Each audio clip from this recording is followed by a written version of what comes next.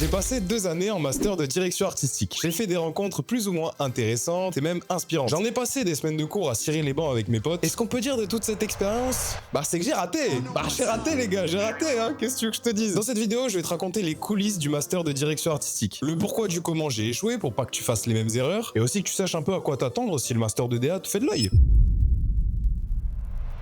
Bon, pour commencer, je vais te raconter par quelles études je suis passé avant d'atteindre ce master de DA. Alors, j'ai fait un bac STI 2D. Ensuite, j'ai fait un DUT MMI, métier du multimédia et de l'internet. C'était à la fac. Et ensuite, j'ai fait une licence Com2Web. Et en gros, mon DUT et ma licence, ils l'ont fusionné pour en faire un but, un bachelor. Et ensuite, tout ça, ça m'a permis d'aller jusqu'au master de DA. Avant de faire ce master, je savais absolument pas à quoi ressemblait le métier de directeur artistique. Et sur le papier, c'est exactement ce que je voulais faire. Coordonner des équipes, poser une vision, raconter des histoires. C'est là que je me suis dit, ok, c'est ça que je veux faire plus tard. Bon, bien évidemment, je vais pas citer le nom de mon école parce que je veux pas de problème. Quand je suis allé aux portes ouvertes, j'ai eu l'occasion de voir les travaux des élèves. Bon, c'était des projets audiovisuels pour la plupart. Donc c'était des vidéos bien foutues, des motion design qui étaient plutôt carrés, et je me suis dit, franchement, même avec mon niveau de débutant, c'est quand même accessible, je peux le faire, tu vois. Ils savaient très bien vendre leur formation. Et moi, clairement, ça me parlait, j'étais à 200% avec eux, hein. Et tu vois, tout ça, ça me semblait être à ma portée. Juste ce qu'il faut de challenge, mais sans trop te prendre la tête. Et du coup, moi, tu vois, je signe. En plus, il y a mon pote Nico que je connais depuis la fac, donc je me dis trop bien, je suis avec mon pote. À la fin de mes études, j'aurai le métier de mes rêves. Incroyable. Je vais pas me faire d'amis avec cette vidéo, hein. Et puis les cours ont commencé.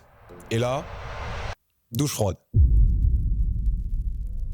Dans les faits, c'était soit mal encadré, soit pas poussé du tout. Heureusement, j'avais quelques profs qui étaient en place où les cours ils étaient vraiment chill, vraiment les projets me plaisaient, notamment en 3D, en réseaux sociaux et en vidéo. Mention honorable à mon prof de vidéo, que c'était un vrai passionné, ça se voyait, où on avait des projets un peu plus vivants quand même. Tu faisais un petit vlog, un film de marque, tu vois, des petits projets cool comme ça, à faire en indé. Et ce qui était bien, c'est qu'on faisait des sessions de visionnage aussi de tous les travaux de tous les élèves. Franchement, c'était cool. Tu vois, rien que ça change complètement l'ambiance. Et par exemple, en motion design, sur les 2 ans, j'ai eu à peine 3 projets potables et encore. Et ça se voyait que c'était pour les débutants.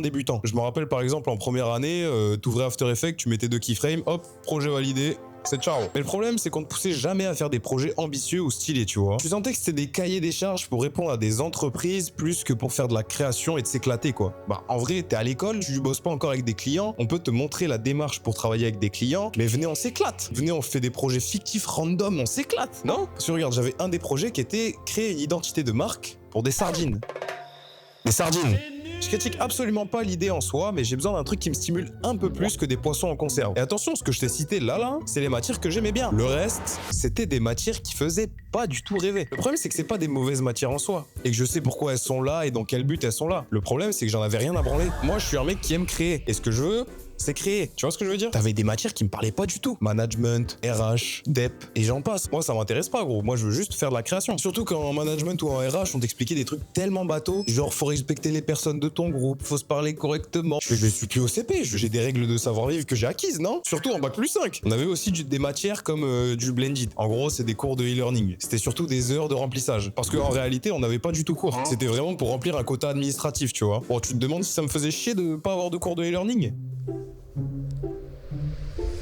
Ouais, mais bref, tout ça pour te dire, ça montre un peu l'esprit général dans l'organisation et dans comment ça s'articulait. Et dans tout ça, attention, il y avait quand même des inégalités. Si t'arrives sans bagage en histoire de l'art, ce qui est mon cas, t'es clairement désavantagé. Ceux qui ont fait le bachelor de direction artistique juste avant le master, ou alors les personnes qui faisaient de l'illustration, c'était des rois. C'était des rois, ils étaient clairement avantagés. Dès qu'il fallait faire des croquis, des logos ou des typos, si tu dessinais mal, bonne chance pour te faire comprendre. Si le prof a pas la vision derrière ton intention, c'est fini, gros. Mais attention, je te rassure, si je râle depuis le début, c'est pas parce que j'ai le seum d'avoir échoué, hein. Je me suis pas non plus pris des murs qui m'ont traumatisé. Non, j'étais juste démotivé.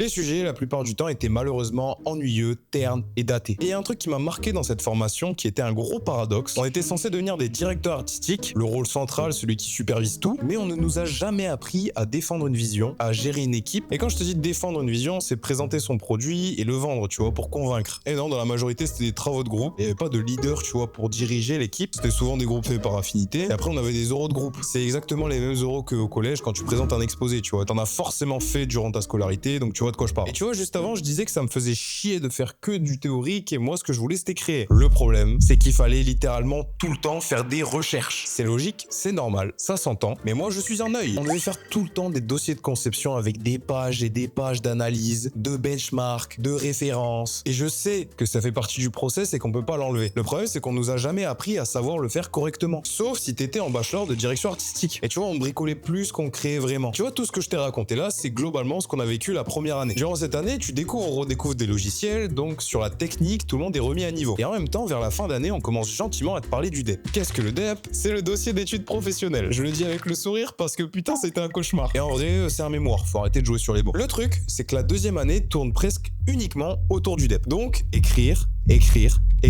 c'est tout ce que je déteste. Tout ce que j'ai fui dans toute ma scolarité, ça arrive au master. Je suis nul à chier en rédaction. Dans ma vidéo précédente dans laquelle je créais mon premier magazine, qui est une vidéo super que je t'invite à aller voir, je t'explique un peu le thème de mon mémoire. Perception, c'est mon deuxième magazine. Le premier que j'ai réalisé m'a servi de test. Ce premier magazine, c'était un magazine qu'on a dû réaliser pour l'école, pour notre dossier de fin d'études pour le master. En gros, on devait faire un mémoire autour de la direction artistique et le sujet, il était complètement libre. On pouvait choisir n'importe quoi. Et attention, moi j'ai choisi quoi comme problématique? Comment la direction artistique de la NBA a-t-elle évolué au fil des années et comment cela a-t-il impacté l'image de la ligue? Sujet libre, donc forcément, moi j'ai pris du basket.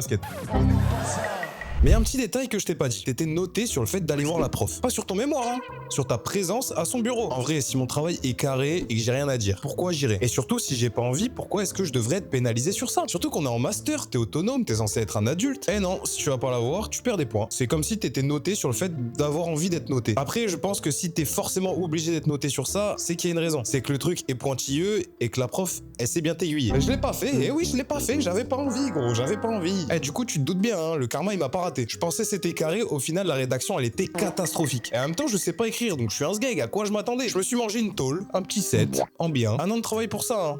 Bon allez, j'abuse, on va dire 6 mois de l'année. L'autre moitié, tu devais construire ton livrable. Donc ça veut dire faire toute la mise en page et ensuite l'imprimer. J'aurais peut-être dû faire comme mes camarades et travailler sur ChatGPT. Le problème c'est que mon sujet était beaucoup trop récent pour ChatGPT gratuit. Et je suis un rat, j'ai pas payé. J'ai pas payé. Après attention, faut nuancer. Dans mon master, t'avais 2 diplômes à la clé. T'avais le diplôme de mon école et t'avais le titre RNCP. Dans le diplôme de l'école, fallait avoir la moyenne dans les UE. Et les UE, en gros, c'est des groupes de matières. Par exemple, audiovisuel, tu vas avoir motion design, vidéo. Et il faut que la moyenne de ces notes, ça fasse la moyenne de ton UE. Et le titre RNCP, il faut valider des blocs. Et les blocs, en gros, ça comporte plein de petites compétences à cocher. Et si t'as validé tous tes autres blocs, sauf dans celui où il manque une seule petite case à cocher, ton titre, il saute. Tu l'as pas. C'est ciao. Ça va, j'en ai eu un sur les deux, je dirais pas lequel, donc ça va, tout est pas à jeter. C'est pas glorieux, mais c'est pas la fin du monde. Et en vrai, je râle beaucoup sur le master, mais il y a aussi une grande part qui vient de ma responsabilité. Dans le sens où à partir du moment où j'ai été démotivé, j'ai plus eu envie de m'investir plus que ça dans la formation. Comme je te disais, les projets me plaisaient pas, donc je faisais le minimum. Donc oui, j'ai ma part de responsabilité, hein. C'est marrant de cracher sur l'école, elle est pleine de défauts, ça on va pas le nier. Mais si j'avais joué le jeu, j'aurais eu mon diplôme. Mais bon, on va pas s'apitoyer sur notre sort, il y a quand même du positif à en tirer.